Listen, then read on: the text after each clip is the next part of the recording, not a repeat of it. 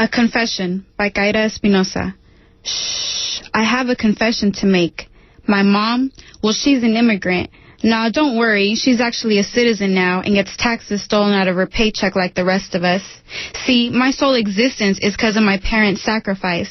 Salvadoreña warrior woman and the defier of corrupt military orders, which is my father. The water began boiling in the late 70s. Inevitable revolution due to increasing oppression. Kind of reminds me of my inevitable conception. Because dads had broken away early to the U.S. of A. And mommy was still in El Salvador, struggling in poverty. So he offered and she replied. After all, they were childhood friends. I, the middle child, was born in the USA, a.k.a. Belly of the Beast, in the year 1980, the year the war officially popped off in El Salvador. Growing up, my childhood was going good, with every now and then an argument here, and mommy had a bloody nose there. My kid eyes cried seeing mommy's cries. Meanwhile, in El Salvador, families cried when their fathers, mothers, daughters, sons, brothers, and sisters died. Only they didn't just die. They were kidnapped, raped, tortured, killed, assassinated. La gente were just fighting for a more equal farming system, resisting a corporate monopoly being enforced on them. And mommy called the cops on my dad, but they didn't show empathy. They're on U.S. government payroll, same as a Salvadoreño army. As I grew older, I understood not to completely blame my father for his horrible mistakes. Growing up in oppression and military brainwash must have left its soul marks. Like struggles with poverty, sexism, and war left mommy with lifetime scars. More peoples in the U.S. began protesting the war, while mommy protested her domestic war. And her strength gave us daughter strength, and we fought for libertad, freedom. That was my parents' struggle growing up, and now, along with my generation, I have witnessed this corrupt system growing up. I refuse to be the modern-day slave, wearing your corporate uniform, checking in from 9 to 5, and consuming meaningless things. I refuse to feel like a failure of your class's miseducational system. I refuse to judge people through your crooked lens, because every community got its problems. See? It's like my mommy once told me, si solo fuera mí que tu papi hubiera tocado, fuera diferente. If it was only me your dad would have touched, it would have been different.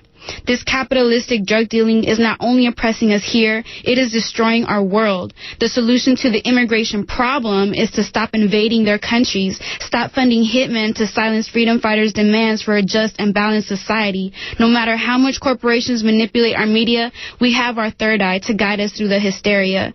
Our ancestor warrior spirits live on in all of us, and the next generations are counting on us. Mother Earth is urging us. The people united will never be divided. La gente unida jamás será vencida. Liberation by Kaira Espinoza. Liberation is what I want to find, though it is created, not found. I think as I listen to the sound of my inner screams erupting from my womb, earthquakes in my throat because the many forms of war provoke me to explode, hurricanes in my mind because so many people still don't realize the times. Pollution in the name of progress is what governments prioritize. Too many of our rights have been compromised. Look up hypocrisy in the dictionary and there should be a picture of this country claiming it's protecting children from terrorists. The biggest terrorist act I see is cutting educational opportunities from kids and teens and raising college fees. Where is Homeland Security when police brutality invades our communities? Where are the laws to protect the people from corporations that pollute the air we breathe?